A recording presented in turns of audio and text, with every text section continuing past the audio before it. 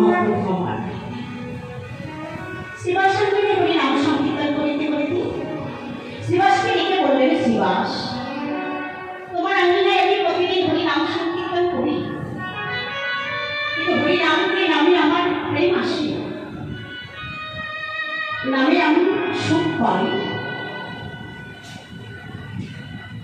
হরি নাম করলে আমি নামে আনন্দ পাই, কিন্তু তোমার আঙ্গিনায় এত হরি নাম সংকীর্তন করি, কেন আমার প্রেম আসছে না, কেন আমি সুখ পাচ্ছি না? তাহলে কি তোমার আঙ্গিনায় কোনো অমঙ্গল ঘটেছে শ্রীবাস?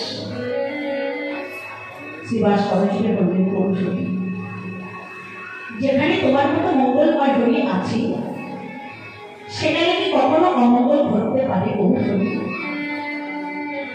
গৌহরি তো আমার মঙ্গলময় হরি, আজ যদি আমার গৃহে কোনো অমঙ্গল ঘটেও থাকে সেটি মঙ্গলের জন্য ঘটেছে। কৌশলী, শ্রীবাস জানতেন বাবু তার একমাত্র সন্তান কৃষ্ণ দাস আজ ইহলোক ছেড়ে পরলোকে গমন করেছে, কিন্তু আমার মহাপ্রভুর সঙ্গে বললেন না কেন? না, যদি নামে ব্যাঘাত ঘটে, যদি নামে অপরাধ ঘটে। নাম অপরাধের মতো তো অপরাধ আর না, তাই শুধু পরলোকে বললেন, গৌহরি, যদি আমার গৃহে কোনো অমঙ্গল ঘটেও থাকে সেটি মঙ্গলের জন্য ঘটেছে। গৌহরি, কেননা তুমি তো আমার মঙ্গলময়, তুমি যেটাই করো সেটাই তো মঙ্গল। মহাপ্রভু এই কথা শ্রবণ করে আবার হরিনাম সংকীর্তনে মেতে উঠেছে,